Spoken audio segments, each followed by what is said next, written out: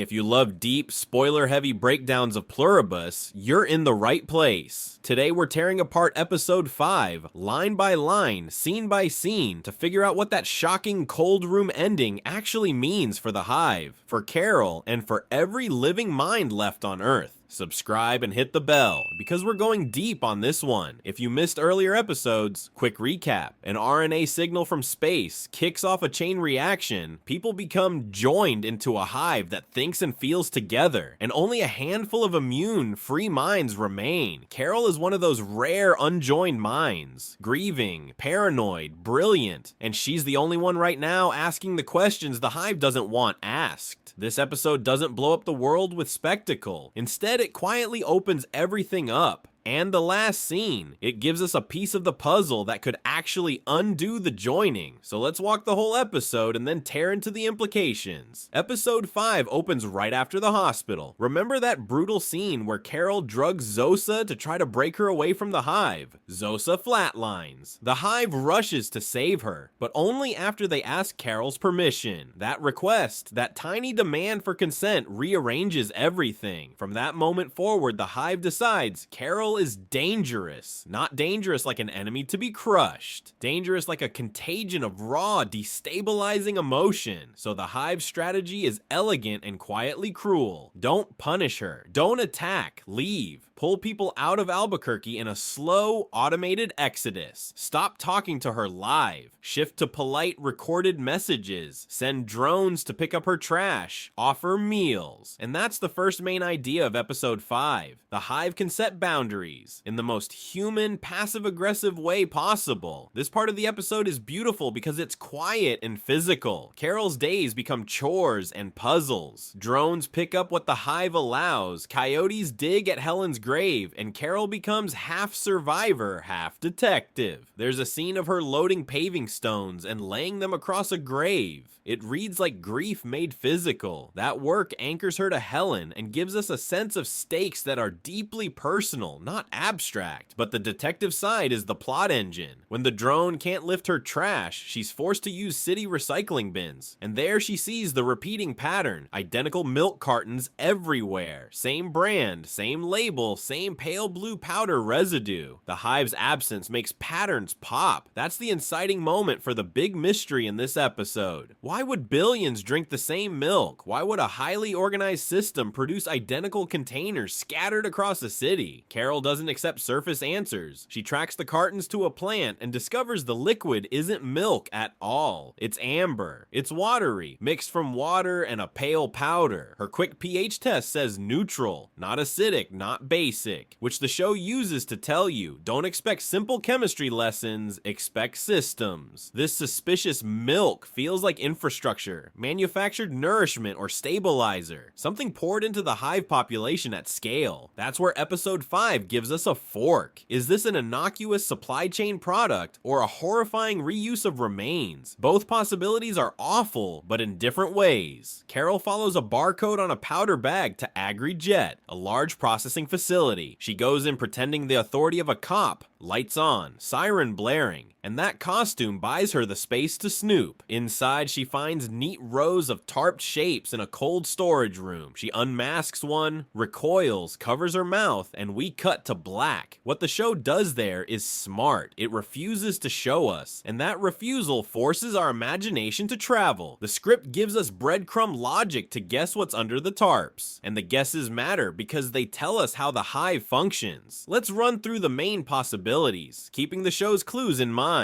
Processed human remains. The most direct gut punch theory. The hive hates waste. It's organized, and people died in the billions. Turning bodies into a nutrient base for the joined population is horrific, but procedurally rational. This explains both the presence of a powder and the packaged tarps.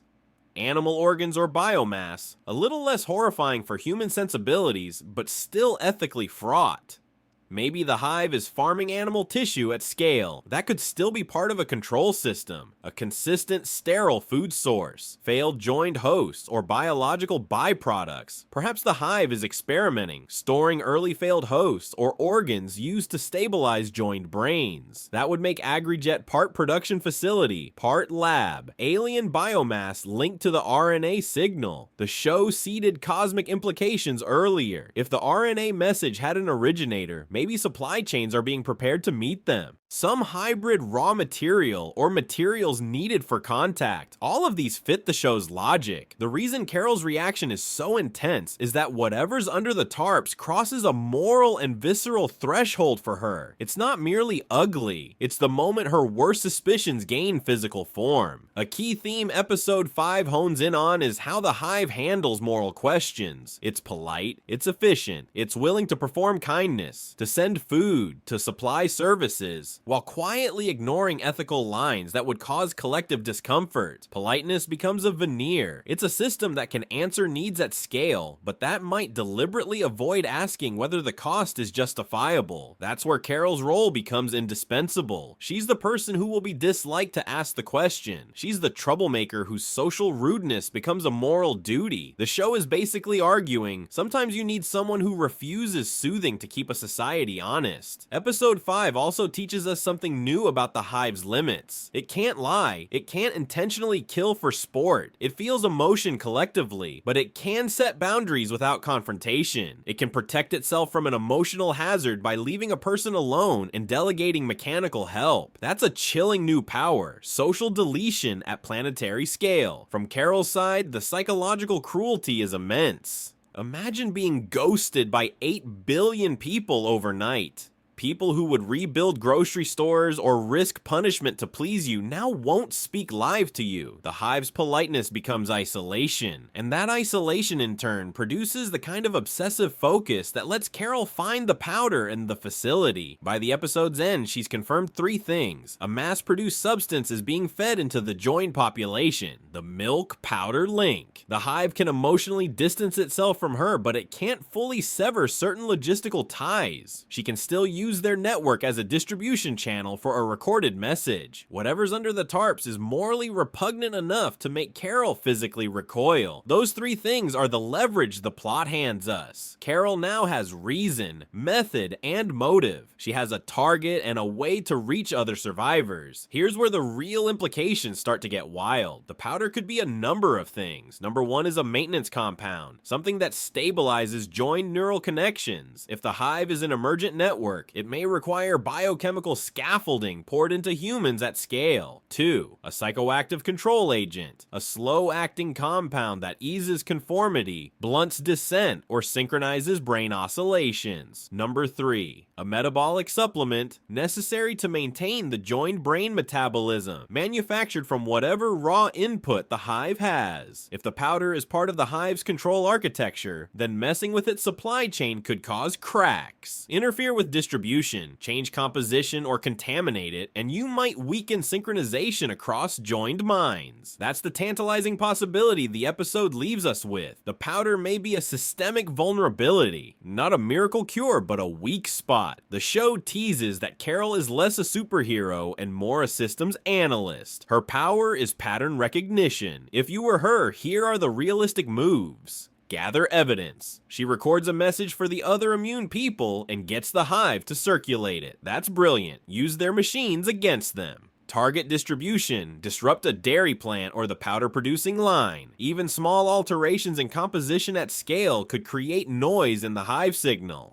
Expose public knowledge. If survivors see the evidence, they might force moral or structural responses from joined people, though that's tricky because many joined will rationalize. Create a biological countermeasure. If the powder has a biochemical role, producing an antagonist or altering pH could weaken it locally, but every move carries risk. The hive is not stupid, it's adaptive. The show loves the idea of messy, imperfect strategies that might create cracks rather than clean, decisive cures. Carol is angry, grief-driven, and allergic to comfort. Those traits make her a bad person to console, but a fantastic investigator. She doesn't accept soothing narratives. She notices details others rationalize away. Narratively, the show is betting that a paranoid, grieving person is the moral engine of resistance, which is a refreshing flip of the hero trope. Her anger has already caused global harm once or twice, but the show frames that not as villainy, but as the cost of honesty. If you're going to challenge a planetary mind, you're going to create trouble.